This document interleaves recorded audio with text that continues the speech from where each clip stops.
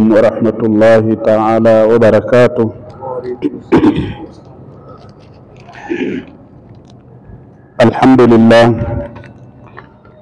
الحمد لله الذي أمر بالعدل والإحسان ونهى عن الظلم والخذلان. أشهد أن لا إله إلا الله وحده لا شريك له الكريم المنان، وأشهد أن سيدنا ونبينا محمدا عبده ورسوله سيد ولد عدنان، صلوات الله وسلامه عليه وعلى آله وأصحابه في كل وقت وأوان. أما بعد kumshukuru Mwenyezi Mungu Subhanahu wa Ta'ala na kumtakia rehma na amani kipenzi chetu na mtume wetu Bwana Muhammad sallallahu alayhi wa alihi wasallam. Wiki iliyopita tuliweza kuanza maudhui yaliyo na unwani inayosema dhulma wa anwa'uhu, na sampuli zake, wa awaqibuhu, na mwisho mbaya wake. Na tukasema kwamba ni maudhui ambayo ni mapana, yamegawanyika sehemu nyingi.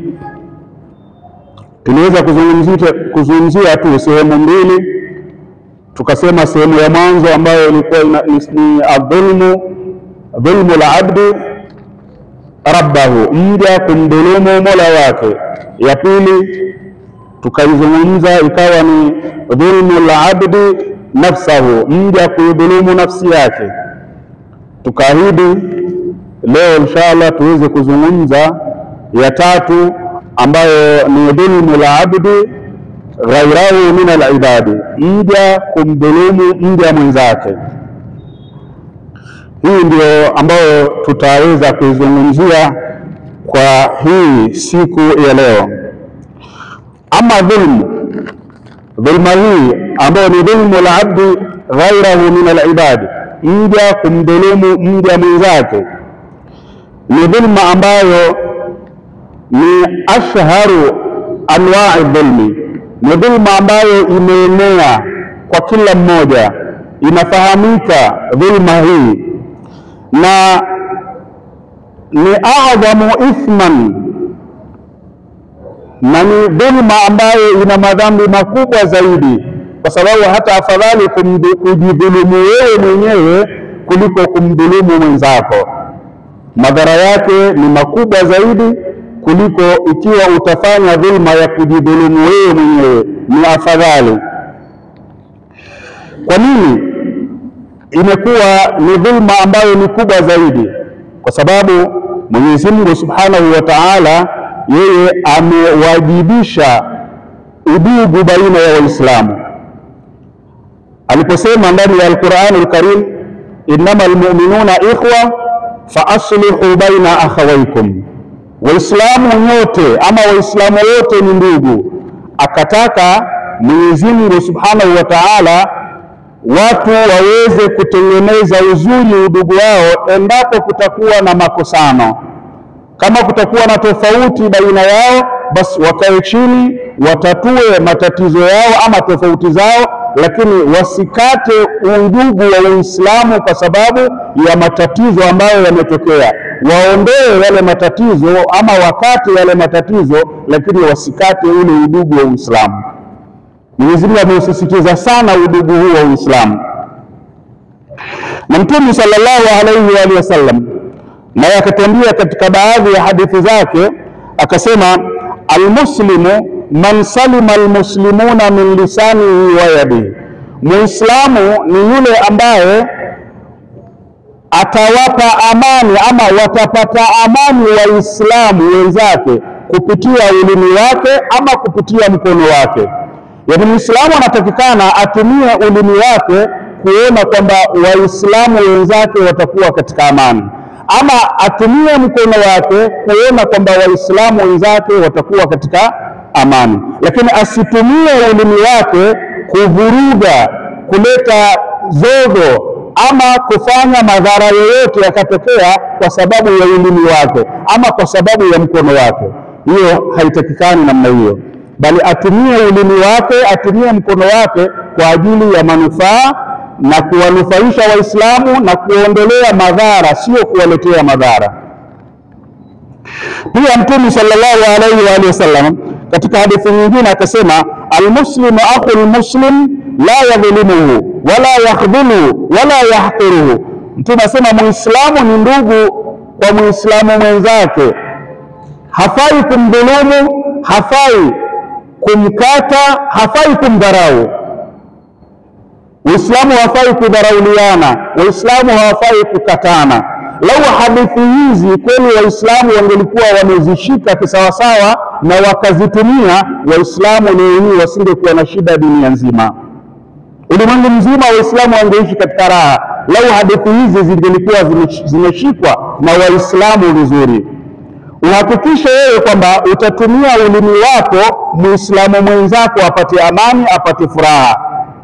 Utumie mkono wako kwamba Muislamu mwenzako apate raha, apate amani, na sio kutumia mkono ama ulimi kuleta madhara katika jamii ya Waislamu. Hivyo ndivyo sisi tunafanya. Badala tulete furaha katika jamii, sisi hutumia mali zetu tulizonazo, kila kitu chetu, lakini tuone kwamba fulani ameharibikiwa, fulani amekosekewa, fulani yuko katika shida, ambapo hayo sio mafunzo ya Uislamu. Bali Uislamu umetufunza tutumie kila kitu kuhakikisha kwamba Muislamu mwenzako yuko katika amani, Muislamu mwenzako ana raha, Muislamu mwenzako hana shida. Hivi ndivyo ulivyotufunza Uislamu. Sasa lau ulimwengu mzima Waislamu wote wangelikuwa wameyashika haya, leo Waislamu wasingekuwa na shida. Lakini leo hii ndio Waislamu ndio watu walio na shida kubwa sana katika ulimwengu. Sasa kwa mafunzo haya ama amri hii ya Mwenyezi Mungu Subhanahu wa Ta'ala na Bwana Mtume sallallahu alaihi wasallam, namna Waislamu wanavyotakikana kushikamana, ndio maana ikawa inapotokea dhulma ya Muislamu kumdhulumu Muislamu mwenzake, madhara yake yakawa ni makubwa zaidi. Afadhali Muislamu aidhuru nafsi yake kuliko kumdhuru Muislamu mwenzake. Na Mtume sallallahu alaihi wasallam alilikemea sana ili jambo la mja kumdhulumu mja mwenzake. Mtume alilikemea sana, akasema, innal mu'mina wa in abghadha fillahi, hakika Muislamu hata endapo ama hata ikiwa atamchukia Muislamu mwenzake kwa ajili ya Mwenyezi Mungu, kwa sababu kuna kumpenda mtu kwa ajili ya Mwenyezi Mungu na kuna kumchukia kwa ajili ya Mwenyezi Mungu. Umempenda kwa ajili ya Mwenyezi Mungu, umemwona ni mtu wa kheri, mtu mwenye kufanya mambo mazuri, mtu aliyeshikamana na taa ya Mola wake, ukampenda kwa ajili ya Mwenyezi Mungu. Na ukamchukia kwa ajili ya Mwenyezi Mungu utakapomwona yeye ni mtu mchafu, ni mtu wa kufanya machafu, ni mtu wa kufanya maasi, ukamchukia kwa sababu ya tabia hizo, hapo utakuwa umemchukia kwa ajili ya Mwenyezi Mungu Subhanahu wa Ta'ala. Sasa Mtume sallallahu alaihi wasallam anasema hakika ya Muislamu hata ikiwa atamchukia Muislamu mwenzake kwa ajili ya Mwenyezi Mungu Subhanahu wa Ta'ala, asema la yahmilu al-bughdhu ala dhulmi min man abghala, haitopelekea na haitokuwa sawa Muislamu yule akawa atamdhulumu yule aliyemchukia kwa ajili ya Mwenyezi Mungu. Hata kama umemchukia mtu kwa ajili ya Mwenyezi Mungu, lakini bado sheria ama Uislamu haujakupa nafasi ya kumdhulumu, bado mpe haki zake vile vile. Kama ni dhulma, hizo ni dhulma zake, ni machafu anayofanya, hayo ni machafu yake, lakini isikupeleke wewe kwamba huyu kwani ni mtu mwenye hataka kuswali aswali, yeye mwenyewe ana hili, mwenyewe ana hili, ndio utake nafasi ya kumdhulumu. Uislamu umekataa. Hata awe ni mtu wa aina gani, lakini usimdhulumu. Na ndio ile shairi atukwambia, la tadhlimanna idha ma kunta muqtadiran fadhulmu tarji'u uqbahu ila nadami. Asema shairi, usijaribu kudhulumu hata kama una uwezo, una nafasi, una cheo kiasi gani, usijaribu kudhulumu. Kwa sababu gani? Asema fadhulmu tarji'u uqbahu ila nadam, hiyo dhulma utakayoifanya mwisho wake itakuwa ni majuto, itakuletea majuto, hata uwe na uwezo kiasi gani. Lakini sisi, mtu akishakujipata kwamba ana cheo, ana madaraka, ana nafasi, tayari yuko tayari kutumia cheo chake, kutumia nafasi yake, lakini amnyanyase na kumdhulumu yule ambaye yuko chini yake. Tena atajipiga kifua kumwambia nenda unapotaka popote, uniwezi. Mtaa mzima huu ama mji mzima huu ananijua mimi ni nani, na kujifakharisha. Asema shairi, tanamu ainaka wal madhlumu muntabihu, wewe utalala kwa amani, kwa furaha, usingizi mzuri, kwa sababu ulichokitaka umekipata. Umekwenda mbio kutaka kumdhulumu ndugu yako na umefaulu, ushamdhulumu. Sasa moyo wako wewe una furaha, utalala usingizi mzuri usiokuwa na bughudha yoyote. Lakini wal madhlumu, yule uliyemdhulumu, muntabihun, yeye amekosa usingizi, hana raha, ana huzuni alipo, kila akikaa anafikiria ile dhulma ambayo umemfanyia. Wewe walala usingizi mzuri mzito wa koroma, lakini yeye yuko macho, yad'u alayk. Wakati wowote yeye anakuapiza kwa Mola wake, fulani amenifanya hivi, ya Rabbi muone huyu, na kuachia wewe, anakuombea kwa Mwenyezi Mungu, anakuapiza kwa Mwenyezi Mungu Subhanahu wa Ta'ala. Wa ainu Allahi lam tanam, asema shahid, na jicho la Mwenyezi Mungu halilali. Jicho la Mwenyezi Mungu halilali, linaona kile ulichokifanya kumfanyia ndugu yako Muislamu. Na Mtume sallallahu alaihi wa sallama kusisitiza jambo hili ama ubaya wa hii dhulma, alipomtumiliza Muadh kwenda Yaman kama gavana wa kule, basi alimwambia ittaqi da'wat al-madlum. Mbona asimwambie la tadhlim, usidhulumu, lakini anamwambia ittaqi da'wat al-madlum, kwa sababu unaweza ukadanganyika ukafanya ile dhulma. Kwani atamfanya nini? Kwani atampeleka wapi? Sasa Mtume alimkataza na kumwambia kwamba aogope dua ya mwenye kudhulumiwa, hakumwambia usidhulumu, kwa sababu moja kwa moja utakaye mdhulumu moja kwa moja atakuapiza kwa Mwenyezi Mungu Subhanahu wa Ta'ala. Sasa kile kiapo atakachokuapiza kwa Mwenyezi Mungu, kile ndicho kizito sana. Mtume sallallahu alaihi wasallam amwambia Muadh, ittaqi da'wat al-madhlum, iogope dua ya mwenye kudhulumiwa, fa innahu laysa bainahu wa baina Allahi hijab, haina pazia dua ya mwenye kudhulumiwa. Anapoiomba hakuna chochote ambacho kinaizuia dua hiyo kumfikia Mwenyezi Mungu Subhanahu wa Ta'ala. Si kwamba dua nyingine hazifiki, zafika, lakini dua hii inafika kwa wepesi na haraka zaidi kuliko dua nyingine. Haina pazia dua hii.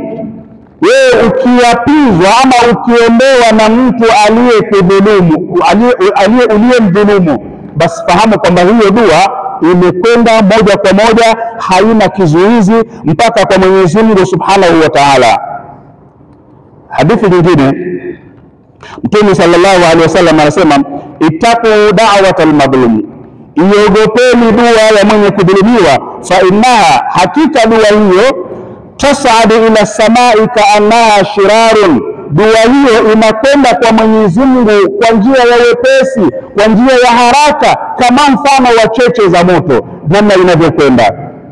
Hakuna kitu ambacho kinaizuia, na ikifika kwa Mwenyezi Mungu Subhanahu wa Ta'ala, Mwenyezi Mungu anaipokea kwa mikono miwili, na pale pale bila kuchukua nukta, Mwenyezi Mungu Subhanahu wa Ta'ala anamjibu yule aliyedhulumiwa katika dua ambayo atakuwa ameomba. Mwenyezi Mungu anamjibu, anamwambia, wa izzati wa jalali, na hapa kwa nguvu zangu na utisho wangu, la ansurannaka walau ba'da hini, na hapa nitakunusuru, hata kama ni baadaye, lakini nitakunusuru. Uhakika wa kunusuriwa mwenye kudhulumiwa ni 100%, hauna pingamizi.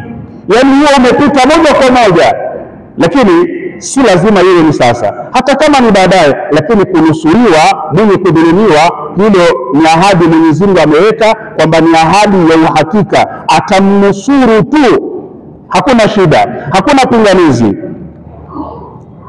Kwa hivyo wewe umelala, mwenye uliyemdhulumu ameinua mikono anamuomba Mwenyezi Mungu, na Mwenyezi Mungu anamjibu hapo hapo, nitakunusuru hata kama ni baadaye. Katika hadithi nyingine Bwana Mtume sallallahu alaihi wasallam anasema, da'watul madhlumi mustajaba, dua ya mwenye kudhulumiwa hiyo imepita, imekubaliwa, inakubaliwa moja kwa moja. Wa in kana fajiran, na hata kama yule aliyedhulumiwa ni mwovu, hata awe si Muislamu kama, fafujuruhu ala nafsihi, Mtume anasema ule uovu wake ni uovu wa nafsi yake. Ama hii dua haina uovu wote, Mwenyezi Mungu anaikubali tu moja kwa moja. Sisi mara nyingi sema si Muislamu huyu, haswali huyu, kuna shida gani? Awe ataswali, awe haswali, awe ni Muislamu, asiwe Muislamu, lakini madhali umemdhulumu, akiinua mikono kumwomba Mwenyezi Mungu Subhanahu wa Ta'ala, hiyo dua imepita moja kwa moja, inakubaliwa, haina pingamizi. Mwenyezi Mungu katika dua ya mwenye kudhulumu, maombi mengine anaangalia yeye mwenyewe moyo wake uko vipi, lakini katika dua ya mwenye kudhulumiwa, Mwenyezi Mungu yote anayoweka kando, haangalii je, huyu mtu anayeomba yeye mwenyewe yuko vipi, ana dini ya swali kama tunavyosema. Hilo Mwenyezi Mungu haangalii, mambo mengine anaangalia, lakini katika dua ya mwenye kudhulumiwa Mwenyezi Mungu haangalii, anaikubali na kuipitisha moja kwa moja. Sasa balaa ni kwa wewe uliyedhulumu. Hujui Mwenyezi Mungu atakuletea kichapo cha aina gani. Wakati wewe mwenyewe una raha, unatembea ukijigamba, ataniweza wapi, atanifanya nini, lakini sio yeye atakufanya nini. Atakayekufanya ni yule ambaye ni muumba wa mbingu na ardhi. Mwenyezi Mungu Subhanahu wa Ta'ala ndiye anacho cha kukufanya, sio yeye. Dhulma hii ni sampuli nyingi. Wengi tunafikiria kwamba labda nikisha kuchukua, ama dhulma ni mtu kumdhulumu mtu, pengine ni mali. Hiyo ndio mara nyingi sisi tunaichukulia kwamba ni dhulma, lakini dhulma ni aina nyingi. Hiyo imo na kuna na nyingine pia. Tukizitaja kwa uchache, dhulma ya mwanzo ni aklu mali yatim, mtu kula mali ya yatima. Hii ni dhulma vile vile, na ameisema Mwenyezi Mungu mwenyewe kwamba hii ni dhulma ndani ya Al-Qur'an Al-Karim, akasema innal ladhina yakuluna amwala al-yatama dhulma, hakika wale ambao wanakula mali za mayatima kwa njia ya dhulma. Unakula lakini ikawa billati hiya ahsan, kwa njia ambayo ni nzuri, inakubalika. Wewe umepawa jukumu la kushikilia mali ile, lakini wewe mwenyewe uwezo huna, unahangaika pia. Sasa waruhusiwa kuchukua angalau kidogo cha kuweza kufidia ile hali ya pale nyumbani namna ilivyo. Hiyo inaruhusiwa, lakini sio kwamba wewe pengine uwezo uko nao na ama pengine pia uwezo huna, lakini huyu mwenye ile mali ukawa huna haja naye kabisa, wataka kumtoa na kumfukuza kabisa, asidai chochote katika ile haki yake. Hapa sasa ndio pabaya. Sasa ikiwa utachukua mali ya yatima na ukaitumia kwa njia kama hii, hapo sasa utakuwa ni dhulma unayoifanya, unakula mali ya yatima kwa njia ambayo ni ya dhulma. Na Mwenyezi Mungu anasema inama yakuluna fi butunihim nara, wewe waona wala vitu unavyokula vinavyotokamana na mali ile wafurahi, lakini si vyakula unavyokula. Mwenyezi Mungu anasema inama yakuluna fi butunihim nara, wanaingiza moto ndani ya matumbo yao, wenyewe hawajui. Wao wanaona ni faida, ni pesa tu umepata, lakini wanakula moto, wanaingiza moto ndani ya matumbo yao. Na Mwenyezi Mungu anasema wasayaslauna sa'ira. Sasa watakula, lakini mwisho wa kusha, wakiondoka katika ulimwengu, wanaingia katika moto wa Jahannam, wala iyadhu billahi min dhalik. Mtume sallallahu alayhi wa sallam katika hadithi anasema ijtanibu sab'a almubiqat, jiepusheni na mambo saba yanayoangamiza. Katika mambo saba yanayoangamiza, Mtume sallallahu alayhi wa sallam akasema aklu mal al-yatim, kula mali ya yatima. Kula mali ya yatima ni katika moja ambayo Mtume ameyataja kwamba ni mambo yanayoangamiza. Yeyote mwenye kuyafanya, basi huyo ana sababu kubwa kabisa ya kuangamia. Jambo la pili ni iktitahu al-aradhi bighairi haqqin, kunyakua ama kuchukua ardhi pasi na haki. Kuchukua ardhi ukitambua kwamba hii si yako, si miliki yako, lakini kwa sababu una cheo, una pesa, una uwezo, una ushawishi, ukatumia kila kitu chako kumpora na kumnyang'anya yule mwenye ardhi. Na hili liko sana. Mtu anakwenda kwa sababu yeye ana cheo, anaenda katika maofisi ya landi kule, anabadilisha makaratasi, kisha anakuja anasema hapa ni kwangu, title yangu ni hii. Tunalichukulia kama ni jambo rahisi, lakini ni jambo ambalo ni zito sana. Utalifurahia hapa kwa sababu wewe ndio umefanya, lakini madhara yake ni makubwa sana. Mtume sallallahu alayhi wa sallam anasema man akhadha min al-ardi shay'an bighairi haqqihi, yeyote mwenye kuchukua kipande cha ardhi kwa njia isiyostahiki, kwa njia ambayo sio ya haki, khusifa bihi yawm al-qiyamah ila sab'i aradhin, Mwenyezi Mungu atakwenda kumzamisha siku ya kiyama mpaka kwenye ardhi ya saba. Ardhi ziko saba, hii ni ya mwanzo tuko nayo hapa juu, lakini kuna ya pili, ya tatu, ya nne mpaka ya saba. Sasa Mtume anasema atakwenda kuzamishwa na Mwenyezi Mungu siku ya kiyama mpaka kwenye ardhi ya saba. Hadithi nyingine, katika riwaya nyingine, Mtume anasema atakwenda kumbebesha kipande kile mpaka kwenye ardhi ya saba.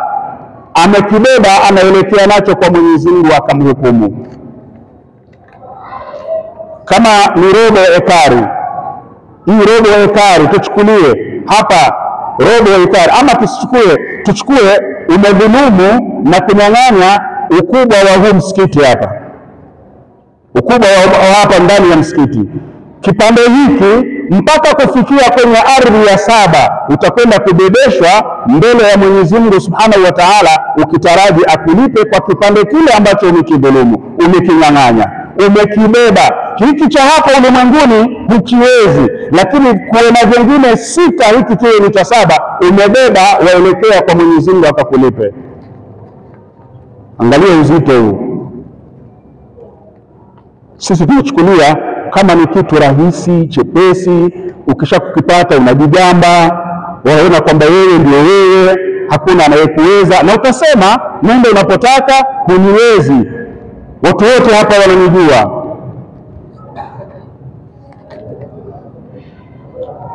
Mtume sallallahu alayhi wa sallam katika hadithi nyingine anasema man iktata haqqa mri'in muslimin, yeyote mwenye kuchukua haki ya ndugu yake Muislamu biyaminihi, kwa mkono wake, fakad aujaba Allahu lahu an-nar, huyo Mwenyezi Mungu Subhanahu wa Ta'ala ashamfaradhishia kuingia motoni.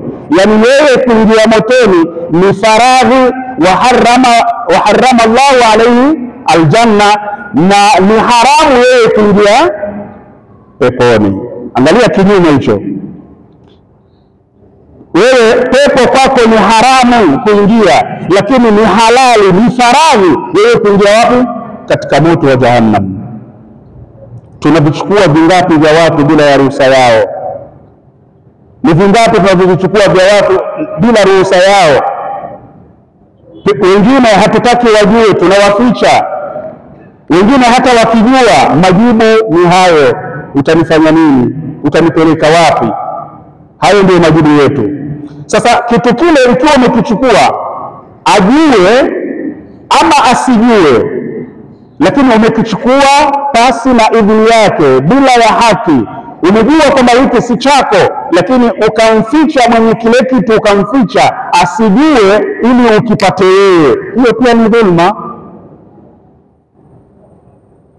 Chochote utakachokichukua kwa njia isiyokuwa ya haki, basi fahamu kwamba wewe umeshajikatia tiketi ya kuingia katika moto wa Jahannam, na pepo kwako itakuwa ni haramu. Huwezi kuingia katika pepo abadan. Na pia kuna taakhiru dain ala al-muqtadir. Mtu ana uwezo wa kulipa deni, adaiwa, ana uwezo wa kulipa ile deni lakini hataki kulipa. Pia hii Mtume sallallahu alaihi wasallam itaja kuwa ni dhulma aliposema Mtume mathalul ghani, anasema Mtume mathalul ghani dhulmun. Tajiri mwenye uwezo wa kulipa lile deni atakapochelewesha kulipa lile deni, basi atakuwa anafanya dhulma.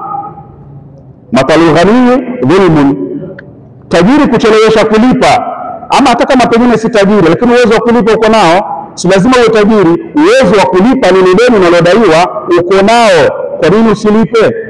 Hiyo sasa nayo itakuwa ni dhulma, umeingia katika kumdhulumu yule mwenye deni. Ndio ile Waswahili wakwambia mwenye kudaiwa, yani nakudai lakini wewe bado unanenepa tu. Kunenepa kwa anayedaiwa ni jeuri. Sasa utanenepa vipi? Mimi nakudai na sononeka saa zote nitafuta pesa, wewe na pesa zangu tu kunilipa. Huo ni jeuri, na Mtume akasema hiyo itakuwa ni dhulma. Tuangazie kwa dakika chache zilizobakia mwisho mbaya wa mwenye kudhulumu. Kwanza kabisa ni kwamba tusubu da'watul madhlum, itampata dua ya mwenye kudhulumiwa, kama tulivyosema nyuma, itaku da'watul madhlum fa innahu laysa bainahu wa baina Allahi hijab. Hiyo itampata moja kwa moja.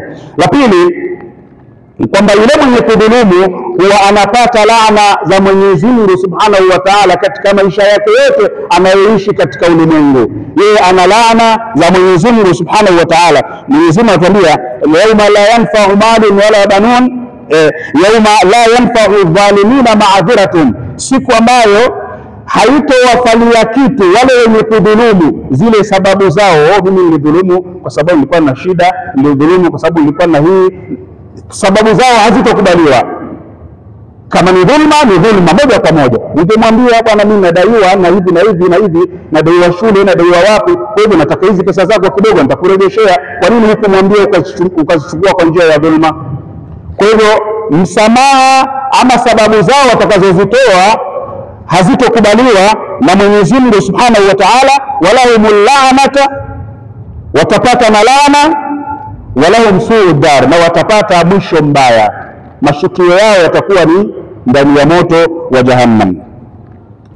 Pia anatuambia Mwenyezi Mungu kwamba adh-dhalimu la yuflihu abada, yeyote mwenye kudumu na dhulma basi hawezi kufaulu. Hata akawa na mabilioni gani, lakini kufaulu mabilioni yake atakuwa nayo, kama ni majumba atakuwa nayo, lakini kufaulu hawezi kufaulu. Mwenyezi Mungu Subhanahu wa Ta'ala atuambia waman adhlamu mimman iftara ala Allahi kadhiban au kadhaba biayatihi, ni nani dhalimu zaidi kuliko yule mwenye kumzulia Mwenyezi Mungu urongo na akakanusha maneno ya Mwenyezi Mungu Subhanahu wa Ta'ala. Innahu la yuflihu dhalimun, hakika wenye kudhulumu hawawezi kufaulu. Pia mwisho wa mwenye kudhulumu ni kwamba yuhramu mina shafaa, ataharamishiwa kupata maombezi ya mtu yeyote siku ya Kiyama. Hatopata kuombewa msamaha na mtu yeyote yule. Mwenyezi Mungu anasema waandhirhum yawma al-azifati, wa khufishe na siku ambayo ni nzito, siku ya Kiyama. Idhil qulubu lada al-hanajiri kadhimin, wakati nyoyo zitakuwa na hofu na huzuni, wakiwa wameinamisha macho yao kwa kuogopa adhabu ya Mwenyezi Mungu Subhanahu wa Ta'ala. Mali dhalimina min hamimin, dhalim, wale watakaokuwa ni madhalimu hawatakuwa na rafiki wala shafi'in yutaa, wala hawatopata muombezi wa kuwaombea na maombezi yao yakakubaliwa, hawawezi kupata, bali wao watakuwa katika ile hali ambayo watakuwa wako nayo. Pia dhalim, Mwenyezi Mungu hawezi kumuongoza Aisha atakavyoishi, lakini kwa sababu yeye ni dhalim na hataki kuacha sifa hii, basi huyu hawezi kupata uongofu wa Mwenyezi Mungu Subhanahu wa Ta'ala. Mwenyezi Mungu anasema inna Allaha la yahdi al-qawma adh-dhalimin, hakika Mwenyezi Mungu hawezi kuwaongoza watu ambao ni madhalim, hawezi kupata uongofu wa Mwenyezi Mungu Subhanahu wa Ta'ala. Na pia huondolewa imani katika nyoyo zao, wale wenye kudhulumu huondolewa ama hupokonywa imani katika nyoyo zao. Anasema Abu Bakar al-Wariqi, asema aktharu ma yanzahu al-iman min al-qalbi dhulmu al-ibad, kitu ambacho kinaondoa imani katika moyo kwa wingi kabisa ni kudhulumu waja. Wewe ukiwa tabia ya kudhulumu, kile unayemuona wewe kumdhulumu, kile unamuona kumdhulumu, basi hata imani pia nayo vile vile kadri unavyodhulumu, imani nayo inaondolewa katika moyo. Sasa dhulma ikizidi, basi inafika wakati wewe hujali lolote, hata ukaambiwa nini, kwa sababu ya kukithirisha adh-dhulm. Naye Sufyan al-Thawri asema in laqaita Allah ta'ala bi-70 dhanban fima bainaka wa baina Allah ahwanu alayk, asema kwenda mbele ya Mwenyezi Mungu ukakutana na Mola wako ukiwa na madhambi ambayo umeyatenda baina yako na baina ya nafsi yako, ama baina yako na baina ya Mwenyezi Mungu, yale madhambi yawe ni 70, basi ni nafuu madhambi yale min antalqahu bidhanbin wahidin fima bainaka wa baina al-ibad, kuliko kwenda kwa Mwenyezi Mungu ukiwa una dhambi moja tu, lakini dhambi lile umemtendea ndugu yako Muislamu. Hilo ni kubwa zaidi, lile moja ni kubwa zaidi kuliko yale 70 ambayo umejikoseshea wewe mwenyewe, kwa sababu yale Mwenyezi Mungu anaweza kukusamehe, lakini hili ambalo umemkosea yule ndugu yako, msamaha wake hautoki kwa Mwenyezi Mungu, msamaha wake watoka kwa yule ambaye ulimkosea. Yeye akisema huyu amenidhulumu lakini mimi nimemsamehe, sio nimemwachia Mungu, nimemsamehe kabisa fi dunia wala akhira, sitokwenda kumuuliza, basi msamaha huo umeisha. Lakini ni nani utakayekuwa umemdhulumu akuambie namna hiyo? Kama wako ni wachache sana, kama wako ni wachache sana. Umemdhulumu na kuambia mimi nimekusamehe fi dunia wala akhira, sitokuuliza hapa mpaka kwa Mwenyezi Mungu mimi nimekusamehe, ni wachache sana. Na ikiwa utampata wa kufanya namna hiyo, basi wewe utakuwa umesalimika. Kwa hivyo dhulma hii ya mja kumdhulumu mja mwenzake iko tu mara mbili tu. Mara ya mwanzo ama aina ya mwanzo ni kuchukua mali pasi na ridhaa ya mwenyewe. Hiyo ndio aina ya mwanzo, uchukue mali pasi na ridhaa ya mwenye mali, hiyo ni dhulma ya mwanzo. Ya pili ni kubadilisha haki ikawa ni batil na batil ikawa ni haki. Hiyo pia ni sampuli moja ya dhulma, ambapo dhulma hii ya kumdhulumu mja mara nyingi inaingia katika mambo haya mawili: ima umeibadilisha haki ikawa ni batil na batil ikawa ni haki, ama umemnyang'anya, umechukua mali bila ya idhini ya mwenyewe. Sasa hali hii msamaha wake kama tulivyosema unatoka kwa yule ambaye umemdhulumu, hautoki kwa mtu mwingine. Ndio ikawa kuna uzito hapa. Yule uliyemdhulumu ndiye akusamehe.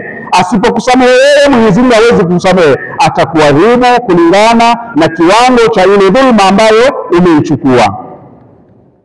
Sasa ili ujisalimishe, lazima urudishe ile ulichokichukua. Kama ni pesa, urudishe pesa zile. Ni ardhi, urudishe ardhi ile. Sawa, ni nyumba, uirudishe nyumba ile kwa mwenyewe. Chochote ambacho umekuchukua pasi na haki, pasi na idhini ya mwenyewe, umenyang'anya, umedhulumu, basi ukirudishe vile vile kile ulichokuchukua, bila kuzidisha, bila kupunguza. Likifanikiwa hilo, zoezi hilo likifanikiwa, ukapata kurudisha kile ulichokichukua vile ulivyokichukua, basi msamaha wewe umeupata. Hapo wewe umepata msamaha. Lakini ukikosa kurudisha, usitarajie msamaha. Tumalizie na hadithi ya Bwana Mtume sallallahu alaihi wasallam. Asema Mtume sallallahu alaihi wasallam, hadithi aliyopokea al-Imam al-Bukhari, asema man kana tendahu madhulumatun li akhihi, yeyote atakayekuwa ana kitu alichokichukua kwa njia ya dhulma kwa ndugu yake Muislamu, basi falyatahallalhu minha, akirudishe vile alivyokichukua kwa yule mwenyewe, amrudishie mwenyewe kile kitu ambacho amekichukua kwa namna ile ilivyokuwa, bila kubadilisha chochote kwa wakati huu wa sasa. Fainahu, asema Mtume, fainahu laisa thamma dinarin wala dirham, kwa sababu asipofanya hivyo, huko tunakokwenda hakuna pesa, hakuna chochote. Hakuna ardhi huko, hakuna mali, hakuna mashamba, hakuna magari, hakuna chochote katika vile ambavyo utakuwa wewe umevichukua hapa ulimwenguni. Yote huko hakuna. Sasa ni ukirudishe hapa kile ulichokichukua. Ukirudishe min qabli an yukhadha li akhihi min hasanatihi, kabla siku hiyo haijafika, ikawa sababu hakuna pesa kama tulivyosema, umenyang'anya ardhi. Kesho hakuna ardhi. Sasa na ni lazima umlipe yule. Kinachofanyika ili umlipe ni thawabu zako wewe uliyenyang'anya. Thawabu zako zichukuliwe zitakazotoshana na ile dhulma ambayo umeifanya kumfanyia yule ndugu yako. Thawabu zile apawe yule ndugu yako. Wama rabbuka bidhallamin lil'abid, Mwenyezi Mungu hadhulumu. Atachukua kiwango kinachotoshana na ile dhulma uliyomdhulumu yule ndugu yako, achukue zile thawabu zako zinazotoshana na kiwango cha ile dhulma, alipe yule ambaye umemdhulumu. Sasa sijui utakuwa na khairati gani, utakuwa na thawabu za kiasi gani ambazo zitaweza kuchukuliwa wapawe wale wadhulumu, na bado ziwe zimebakia zikusaidie na kukupeleka katika pepo ya Mwenyezi Mungu Subhanahu wa Ta'ala. Sasa tujalie Mwenyezi Mungu akujalia thawabu nyingi, watalipa watakaolipwa wamalizike, uingie peponi pamoja na wenye kuingia, kwa sababu bado zitakuwa. Sasa zimeisha. Mtume sallallahu alaihi wasallam anasema fa lam yakun lahu hasanat, ikiwa pengine yeye mwenyewe hana mema, ama pengine alikuwa nayo lakini yashalipwa wengine, na bado kuna wengine hawajalipwa, mema yameisha, hana tena thawabu. Nini cha kufanya? Mtume sallallahu alaihi wasallam anasema ukhidha min sayiati akhihi faturihat alaihi, zitachukuliwa dhambi za yule aliyemdhulumu. Sasa dhambi za yule aliyemdhulumu zinachukuliwa, anapawa yeye. Ilikuwa nisichukulie thawabu, hana. Anaangalia huyo aliyedhulumiwa, ana dhambi, zinachukuliwa dhambi zake zinazotoshana na ile dhulma ambayo alimfanyia, anapawa yule aliyedhulumu. hii itakuwa ndio hasara kubwa, ndio ile atakuwa yeye ndiye muflis. Mtume sallallahu alaihi wasallam siku moja aliuliza masahaba, mnamjua muflis katika umma wangu? Masahaba kwambia yule ambaye hana kitu. Kiswahili cha sasa ndio kusema yule ambaye hana mbele wala nyuma, huyo ndiye muflis. Mwambie la, sio huyo. Muflis ni yule ambaye ametenda amali nyingi, ana swala nyingi, ana saumu nyingi, ana hija nyingi, ana khairati chungu nzima, sadaka usiulize, lakini amekwenda kwa Mwenyezi Mungu, amemtukana huyu, amemwibia yule, amemdhulumu yule, amemnyanyasa yule. Sasa zinachukuliwa zile khairati zake, wanapawa wale wote ambao wamewadhulumu na kuwanyanyasa, kisha akiangalia yeye hana kitu, motoni moja kwa moja. Kwa hivyo nafasi tuko nayo, kwa sababu hapa maudhui haya yamemgusa kila mmoja. Hakuna yule ambaye hajaguswa na haya maudhui. Kila mmoja yamemgusa kwa njia moja ama nyingine. Sasa kwa sababu bado tuko hai, tunayo nafasi ya kurekebisha, na kurekebisha ni kurudisha kila tulichokichukua, kumrudishia mwenyewe kila tulichokichukua kwa njia ya dhulma. Ama mkabili, bwana nilikuja siku moja nikachukua kadha, ama nilikwenda mahali fulani nikabadilisha hiki na hiki na hiki, lakini sasa nimekuja naomba msamaha kitu chako hiki. Ujisalimishe hapa. Lakini ikiwa utaendelea na kiburi kwamba wewe ni wewe, hakuna mahali utapelekwa, basi subiri hili tulilozungumza alilisema Bwana Mtume sallallahu alaihi wasallam, khairi zako ama thawabu zako apawe ile mdhulumu, na kama una thawabu madhambi yake yachukuliwe ukabidhiwe wewe, kisha baada ya hapo hukumu itaamua wewe ngwa wapi ama ngwa huku. Kwa haya machache tumuombe Mwenyezi Mungu atujalie min alladhina yastami'una alqawla fayattabi'una ahsana. Wassalamu alaykum wa rahmatullahi wa barakatuh.